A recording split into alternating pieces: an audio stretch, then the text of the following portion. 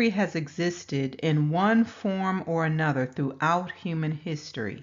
Its victims have come from many different ethnicities and religious groups.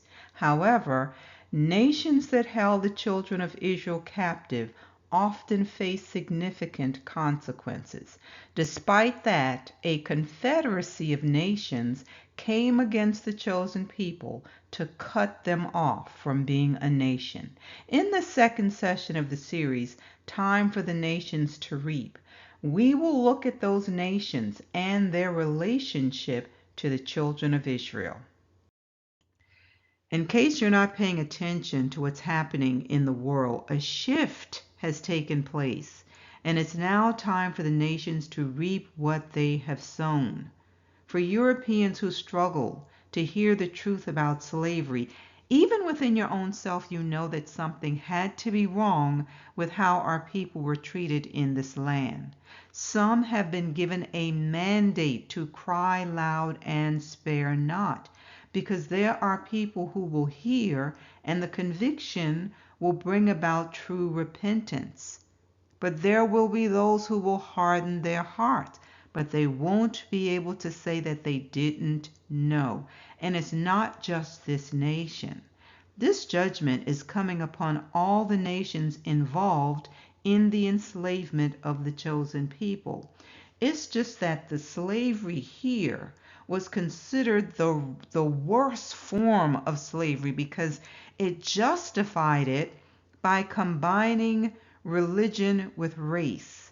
And they stripped our people of their identity. They destroyed the family structure and then created laws that caused them to be treated like cattle. For the Arabs, religion played a part, but there were other underlying factors. So we're going to pivot and talk about some of those things in this session. I want to read this from Psalm 83, 1 through 7. It's identifying nations that align themselves against the children of Israel because of envy and hate. It says, "Do not keep silent, O Yah. Do not hold your peace and do not be still, O Yah. For behold, your enemies make a tumult, and those who hate you have lifted up their head. They have taken crafty counsel against your people and consulted together against your sheltered ones. They have said, 'Come and let us cut them off from being a nation, that the name of Israel may be remembered no more.' For they have consulted together with one consent. They form a confederacy against you. The tents of Edom and the Ishmaelites, Moab and the Hagrites, Gebal, Ammon, and Amalek, Philistia with the inhabitants of Tyre. Assyria has also joined with them. They have helped the children of Lot."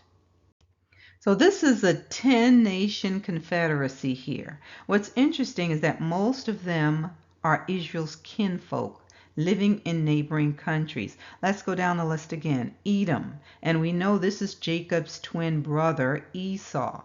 The Ishmaelites, they descended from the child that Abraham had with Hagar, the Egyptian maid.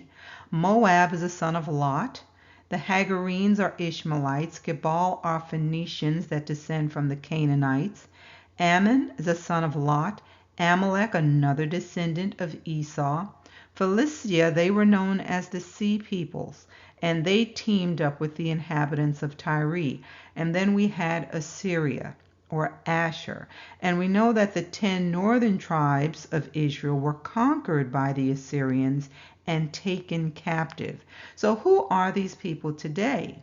The fact is, you would have a hard time trying to identify them because of all of the whitewashing that went on. And we're a great example of that. The world is presented with an image of what the chosen people look like. But the Bible, historical text, and DNA is telling us they are not the right people. Now, many call them Arabs today because of the region where they live. But the people you see living there today did not look that way in ancient times. They were black folks, most of them looked just like the Israelites. So after the 7th century, many of them became Muslims. Let's look at an excerpt from this article, Black Excellence and the Curse of Ham, Debating Race and Slavery in the Islamic Tradition. So the abstract says the curse of Ham narrative claims that Ham, the son of Noah, and his progeny were cursed by God with blackness and slavery. While the story can be located within Islamic literature, the tradition was refuted by numerous scholars for various reasons. Firstly, the story is not found within the Quranic text. Secondly, it was generally accepted that slavery was not linked to color, but was a substitute for execution following defeat in warfare. Most importantly, scholars refuted the idea that blackness could be considered a curse due to a number of early Muslim heroes being described as black. The article goes on to say while the curse of Ham was used as a justification for anti-black racism throughout the transatlantic slave trade, the narrative was simply not deployed in the same manner within the Islamic. Indeed, the curse of Ham was seldom invoked by Muslim scholars to justify slavery. Rather, the linkage between slavery and blackness often caused consternation among scholarship, as slavery was justified due to disbelief and not blackness within Islamic doctrine. Therefore, non-black unbelievers could legitimately be taken as slaves. And that's a key point. While a black Muslim could never be enslaved according to Islamic law, and the curse of Ham appeared to contradict this well-established belief. So don't miss that point. A black Muslim was not to be enslaved. That's not to say it never happened, but they were primarily using that doctrine to say they were not to enslave their Muslim brothers. Born and raised in West Africa, Omar ibn Said was 37 years old when he was kidnapped and taken to America as a slave in the 1800s. Before I came to the Christian country, my religion was the religion of Muhammad. His autobiography in his native language of Arabic is believed to be the only one of its kind, the original words of a Muslim American slave. Then there came to our place a large army who killed many men and took me and brought me to the great sea. His literacy and culture completely goes against, abolishes, one might say, annihilates the narrative that slaves were not capable of culture. In fact, they were persons with distinct histories, abilities, culture, and background. Allah al-Rais has studied and translated the words of Omar ibn Said. They sold me into the hands of the Christians, who bound me and sent me on board a great ship, and we sailed upon the great sea a month and a half, when we came to a place called Charleston. He was wealthy, and he was highly educated, because in his autobiography he speaks about spending 25 years studying. Mary Jane Deeb is the chief of the African and Middle East Division at the Library of Congress, where Ibn Said's manuscript now lives. So there was a man who's caught at the age of 37, and shipped off to South Carolina, in a country he doesn't know, among people whose language he doesn't know. Ibn Said wrote he was sold to a, quote, small, weak, and wicked man called Johnson. After years of abuse, he fled, but was caught in North Carolina. He is then captured and brought to a jail cell, and he begins to write on the walls of his jail cell in Arabic. So that attracted attention of pretty important people, because the man who ends up buying him and releasing him from jail was the brother of the governor of North Carolina. Over time, Ibn Said converted to Christianity. In his 60s, he wrote his own story, but only in Arabic. It's written in Arabic, and so his masters could not really read it at all. They could not really influence its writing. And so it was really his exact words, unfiltered by the machinery of the editorship of masters and abolitionists as other slave narratives were. A machinery Al-Rayas says erased countless narratives, including the fact that up to 20% of Africans enslaved in America were Muslim. Ibn Said, in fact, chose to open his autobiography with a verse from the Quran. The crux of this Quranic chapter is that it's only God who has the possession and the ownership, both of human beings and of things. And therefore, it seems to me a kind of a hidden text. What Omar is saying is that you guys have no right to own me here. It's a narrative that challenges the original concept of who the slaves were when they came here. That they didn't really have a system of belief. They were uncultured. They didn't have a written system. This is what he brings to the table and basically says that is who we really are. But before those pages written by Omar ibn Said could be shared with the rest of the world, conservators here at the Library of Congress worked for months behind the scenes to bring those pages back to life. We're trying to present the item as close to what it looked like at the time as possible. Sylvia Albro led the effort to rescue the nearly 200-year-old manuscript. The materials themselves, she says, tell us even more about the life of Omar ibn Said. It's actually surprising that the quality of paper for his manuscript is really pretty good. The fact that he had at his disposal good quality materials is an indication of the respect that he had as a figure, even as a slave. That respect brought Ibn Said to the attention of prominent abolitionists, missionaries, and linguists at the time, who translated his story and used it in their fight against slavery. The entire manuscript is now available online for a new generation to read Ibn Said's words for themselves. For the PBS NewsHour, I'm Amna Nawaz in Washington, D.C. And what a gift it is to all of us. Now remember, according to Trotter, they were enslaved because they had no religion. But this man obviously came to this nation as an educated man with skills. But we need to uncover some things regarding why so many of our people converted to Islam during the slave trade. I want to highlight some of those things from this article from the American Thinker, and it's entitled Islam's Hidden Role in the Transatlantic Slave Trade. Let's read some excerpts from this. Islamic slave raids into Africa began in the mid to late 17th century. Then, according to Muslim records, astronomical numbers of Africans in the millions were enslaved in the name of jihad. By the time seafaring Europeans reached the coast of West Africa, the Islamic slave trade was bustling.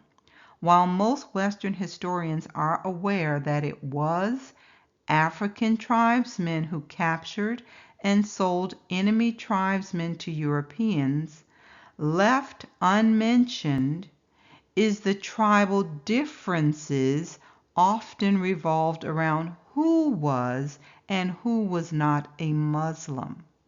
So as John Alembala Azuma, an African academic and author of The Legacy of Arab Islam in Africa, said in an interview, slavery was a very important part of Islamic expansion in West Africa and, in fact, in the Sudan.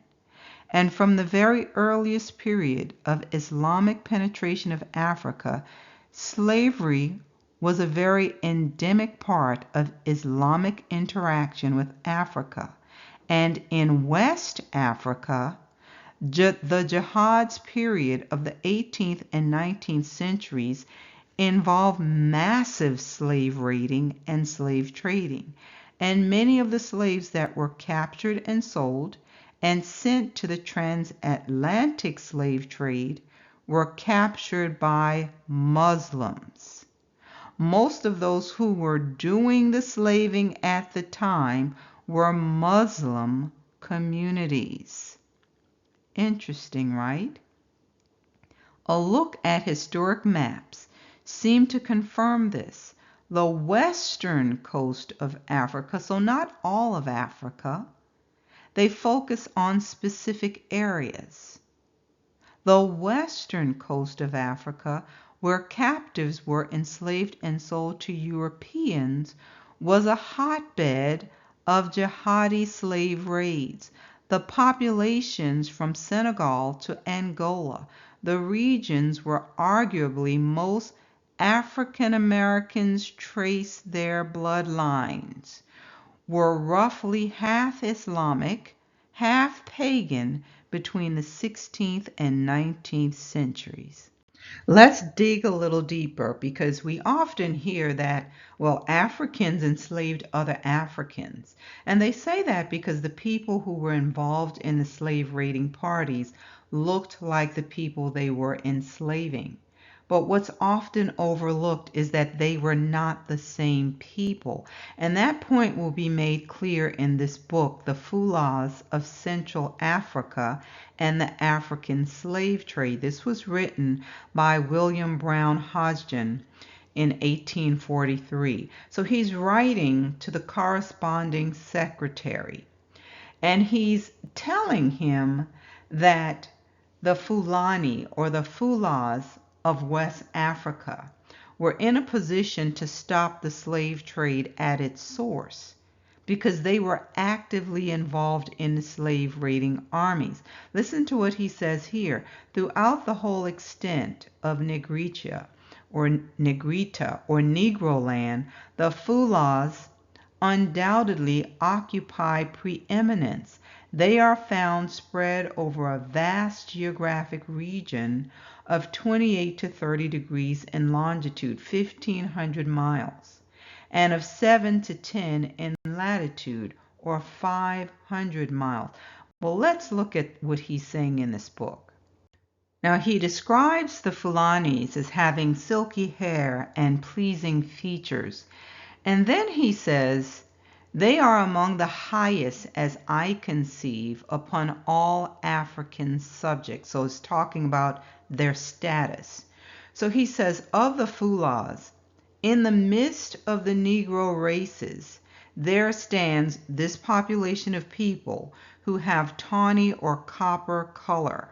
They have prominent nose, small mouth, and oval face, which ranks itself among the white races and asserts itself to be descended from Arab fathers and Torodo mothers. Now, would you consider this man to be white? So in addition to some of the people who were albino being called white, some were given a classification because of status or how they were ranked in comparison to the Negro. So he says their crisp hair and even woolly, though long, justifies their classification among the woolly-haired populations, but neither the traits of their features nor the color of their skin allow them to be confounded with Negroes, however great the fusion of the two types may be. So he says the opinion is expressed that the Fulahs or the Fulani belong to a middle race between the Negro proper and the African white race.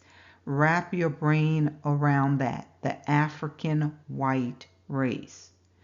So he says they consider themselves better than the native Negroes and always rank themselves among the white nations. He goes on to say the Fulahs are a warlike race of shepherds. Now think of Esau.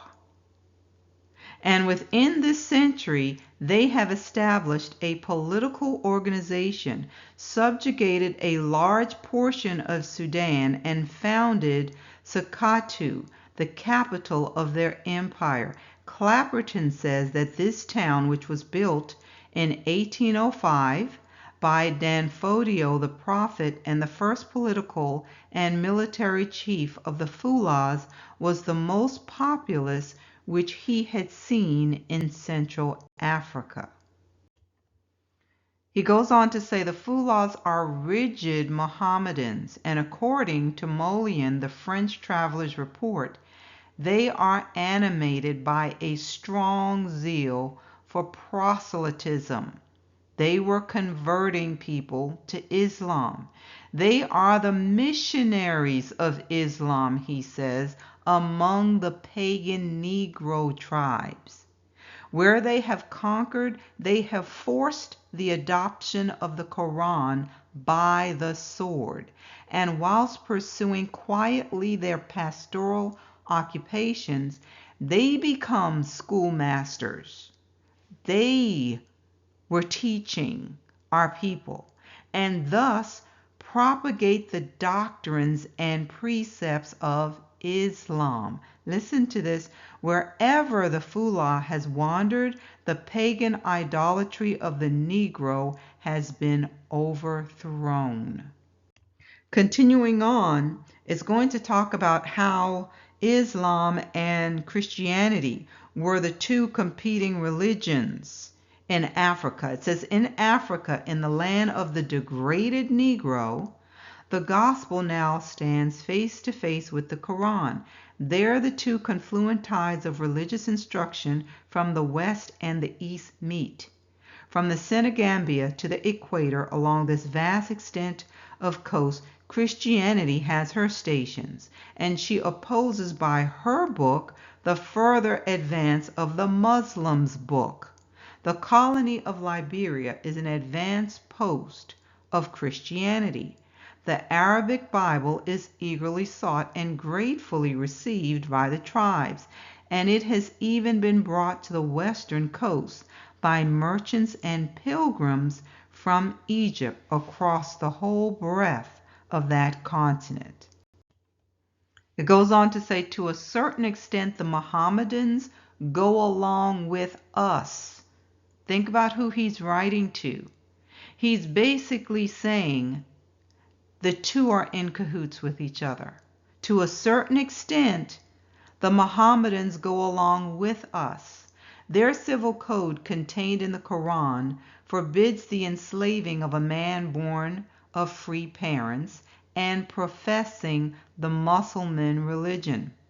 Nor can a Muslim be reduced to slavery. Basically, if they were Muslim, then they didn't have to worry about converting them to Christianity, nor were they going to take them into slavery because they were Muslims. So it says the Falatas have practiced successfully upon this article of the Islamic code for political objects. In their invasions of Negro states, they have invariably made this appeal to the pagan slaves. So it's like, well, hey, you convert to Islam, you don't have to worry about being taken into slavery. So it says, and in countries where 3/5 of the population are of that class, it may be inferred that numerous converts are made, and conquest thus made easy. So they took them over. They conquered them by having them to convert to Islam. Both religions use forced conversions. If you're told that you won't be enslaved if you convert, how many people living in fear of being kidnapped and taken into slavery would resort to the conversion? Christianity did the same thing. The Pope sanctioned slavery for those who were not Christian. You want to take a guess who they targeted? Now take a minute and think about that. Is this how the disciples evangelize? Is this even the way of the Most High? And what's even worse is that even when our people converted to Christianity, laws were written to keep things going as it was before. Their slave masters could continue to mistreat them, abuse them, do whatever they want, even though they were Christians. They just totally ignored the fact that, oh, this is now supposed to be my Christian brother. No, it didn't matter that they converted to Christianity. So no, we can't say that Africans were enslaving other Africans without looking into who the people were who were in league with the European nations to capture and enslave a certain population on the west coast of Africa. These were the people a part of the Confederacy that I talked about earlier. They have been chasing our people across the continents since they were kicked out of the land to kill, steal, and destroy. Remember, the goal was to cut them off from being a nation. So they needed to separate them from their heritage, from the customs and beliefs that identified them as the chosen people. Let's look at this article from Modern Ghana. It says, who are the Fulani people and their origins? And it talks about the Fula or Fulani, that it says they are an ethnic group of people spread over many countries, predominantly in West Africa, but found also in Central Africa and the Sudan of East Africa. So it lists these different countries here, and you can see that these are the places where our people were and where they were taken into slavery. So just a little about their origin. It says, it's fascinating and deepened in mystery with widely divergent opinions. Many scholars believe that they are of Judeo-Syrian origin. However, it is generally recognized that Fulani descended from nomads from both North Africa and Sub-Sahara Africa. But it says they came from the Middle East and North Africa and settled into Central and West Africa from the Senegal region. Now I'm going to drop down. It says the Fulani were the first group of people in West Africa to convert to Islam through jihads or holy wars, and were able to take over much of West Africa and establish themselves not only as a religious group, but also as a political and economic force. They are the missionaries of Islam and continue to conquer much of West Africa. Continuing on, it says the history of the Fulani seems to begin with the Berber people of North Africa in around the 8th or 11th century AD. As the Berbers migrated down from North Africa and mixed with the peoples in the Senegal region of West Africa, the Fulani people came into existence. Over a 1,000-year period from AD 900 to 1900, they spread out over most of West Africa and even into some areas of Central Africa. It says, as they migrated eastward, they came into contact with different African tribes. As they encountered these other peoples, they conquered the less powerful tribes. Listen to this prophecy that was given about Esau in Genesis 27:40. And by thy sword shalt thou live, and shall serve thy brother, and it shall come to pass, when thou shalt have the dominion, that thou shalt break his yoke from off thy neck. Esau's seed are a warlike people. They love war. So when we say Arabs, we need to understand that we're talking about different people groups.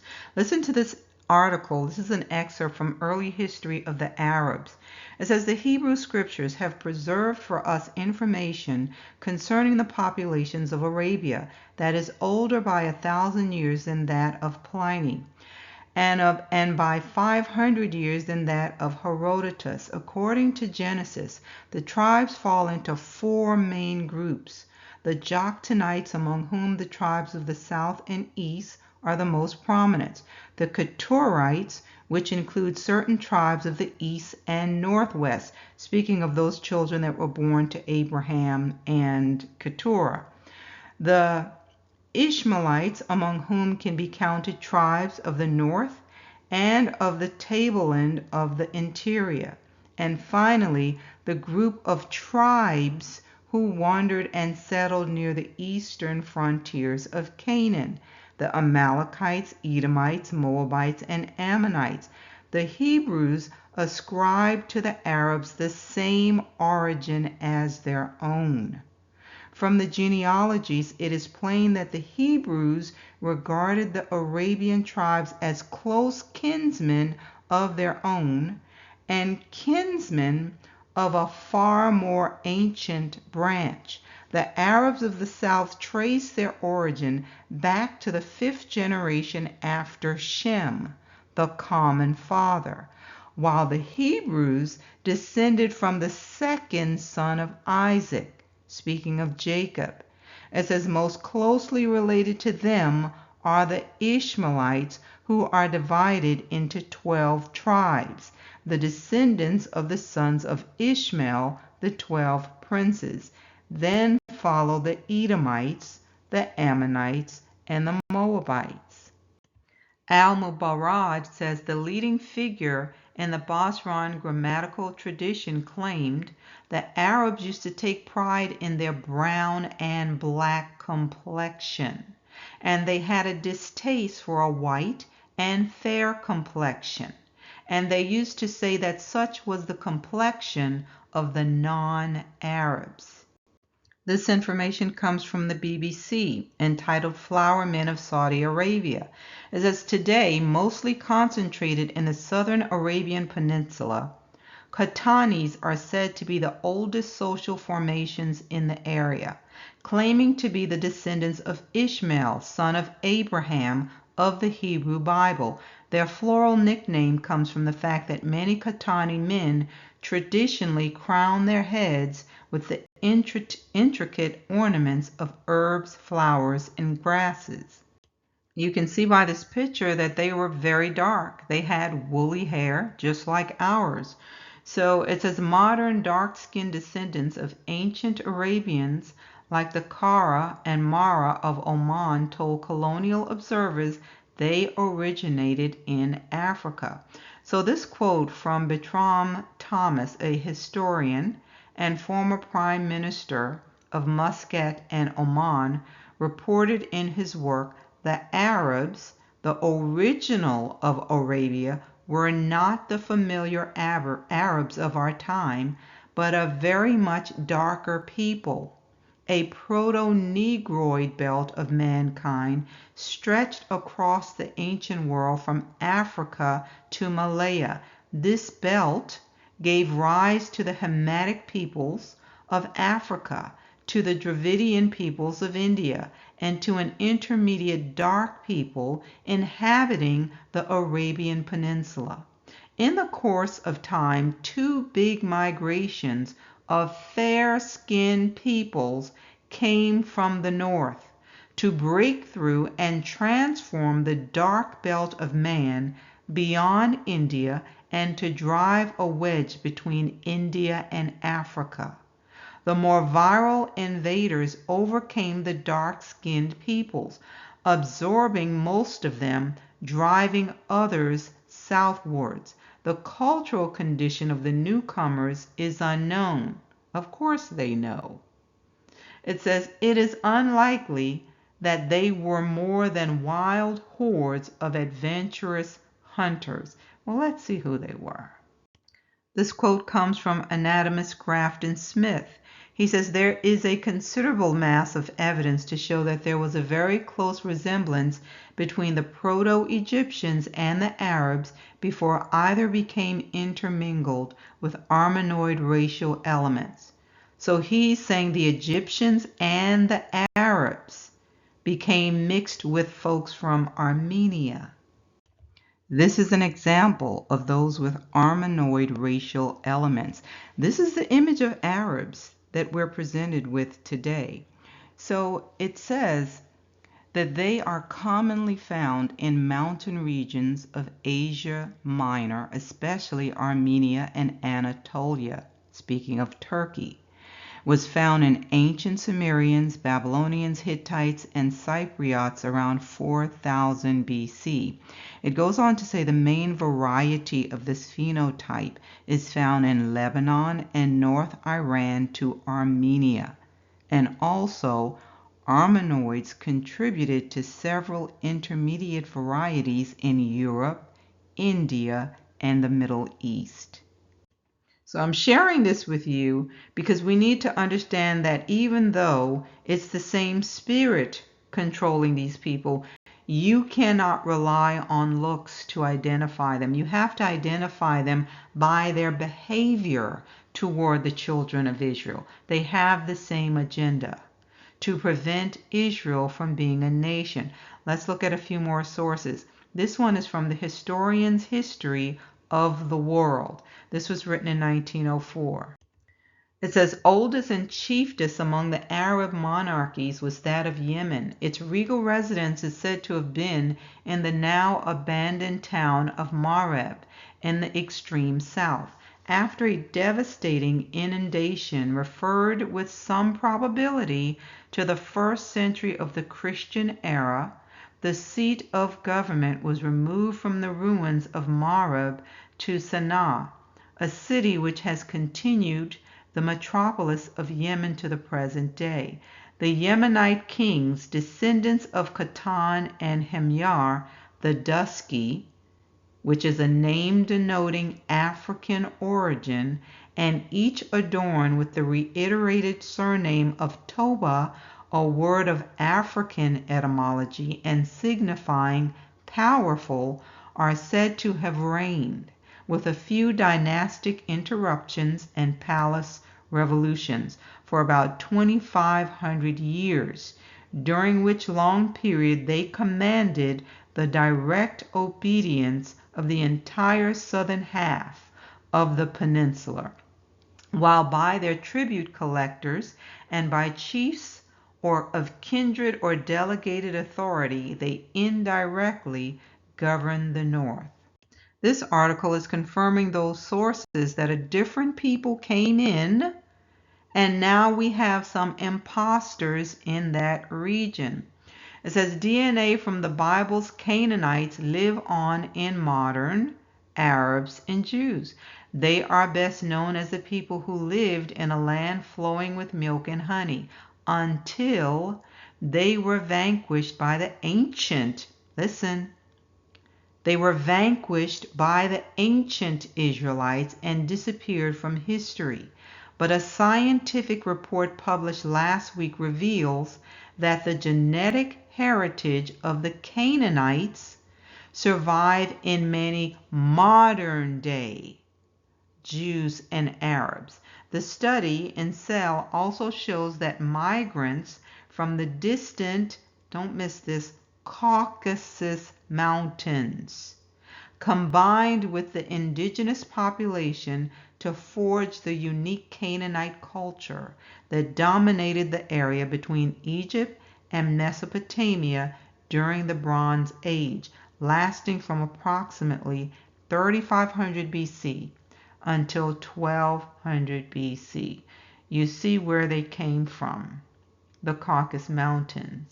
The admixture created the pale-skinned version of the people we see today. So the kinfolk who wanted to cut us off got a taste of their own medicine. Now, we also saw Philistia on that list. Philistia is simply the geographical region where the Philistines live. This comes from Live Science. Philistines, biblical enemies of the Israelites, were European, DNA reveals. The ancient Philistines, famous for their appearances in the Hebrew Bible, including the story of David and the giant Philistine Goliath, weren't local to what is now modern-day Israel. Instead, this enigmatic group descended from a group of seafaring Europeans, a new study of ancient DNA finds. Now let's go back and look at the prophecy that was given in Joel 3, and we'll look at verses 4 through 6. The Most High says, Yea, and what have ye to do with me, O Tyre and Zidon? Who are they? Phoenicians. The Phoenicians played a major part in the slave trade. They're Canaanites. But he didn't stop there. He said, and all the coast of Palestine.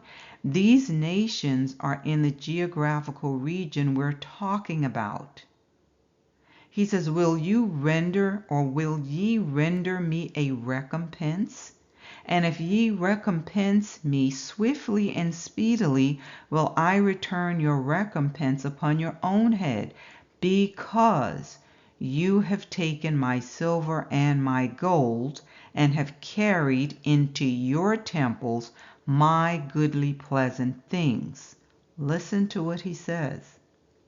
The children of Judah and the children of Jerusalem have you sold unto the Grecians, that you might remove them far from their borders.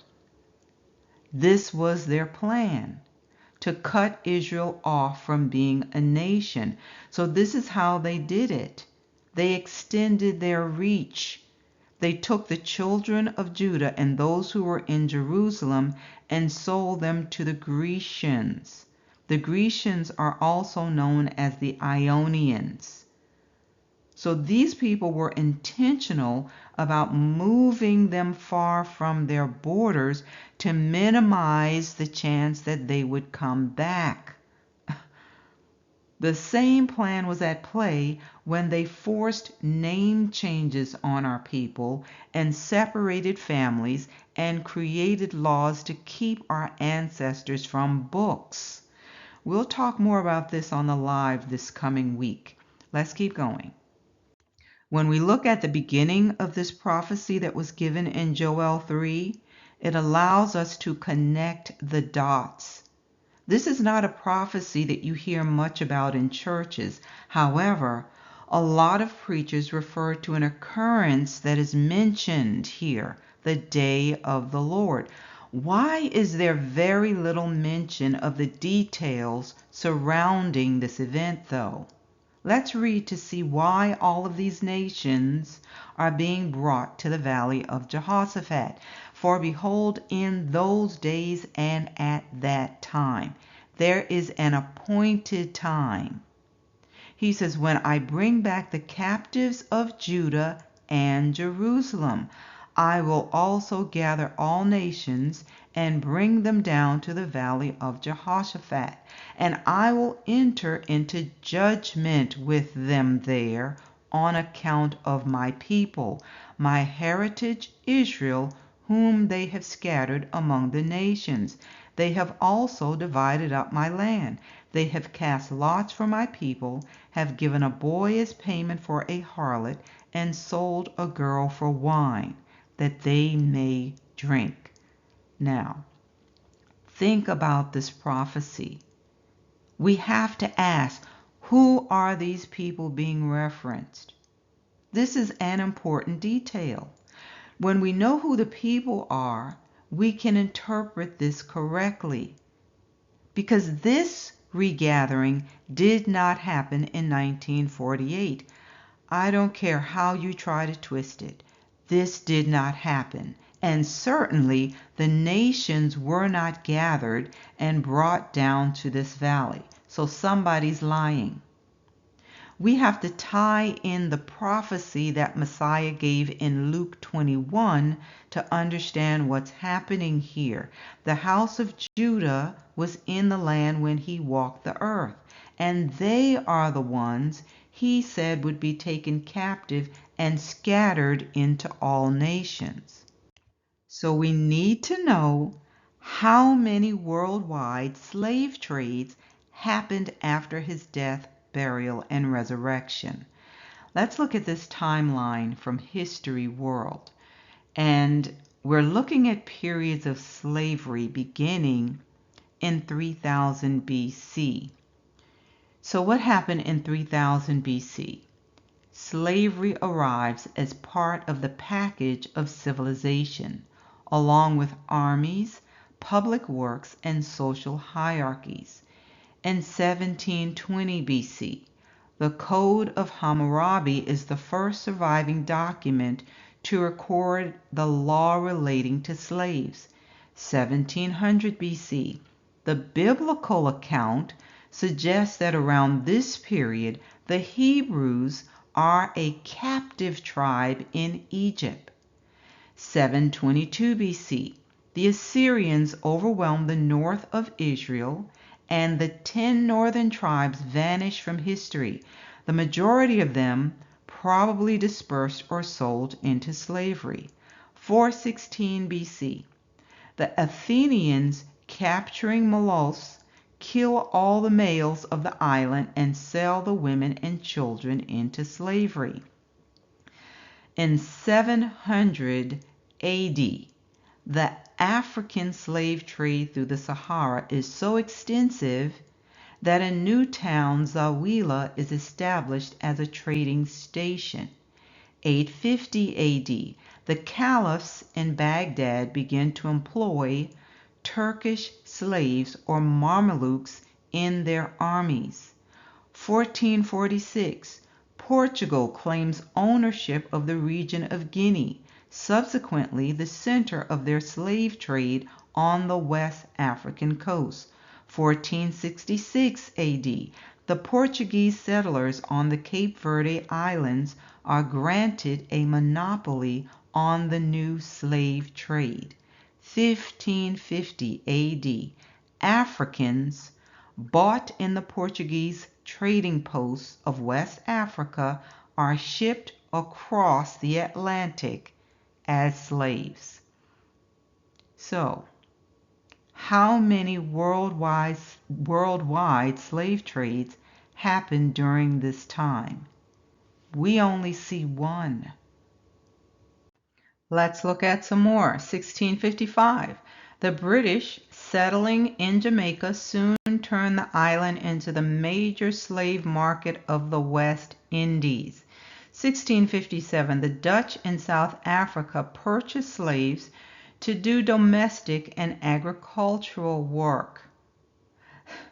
Now let's drop down. 1770. The triangular trade, controlled from Liverpool, ships millions of Africans across the Atlantic as slaves.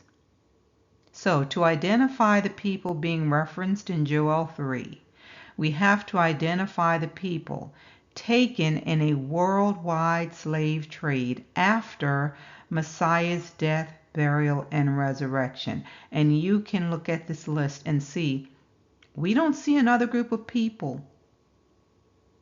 Based on several prophecies, it says these people would still be in the lands of their captivity when the house of Judah and the house of Israel would be regathered and taken back to their land. Not only that, they would be the people Moses was talking about who would experience the blessing and the curse.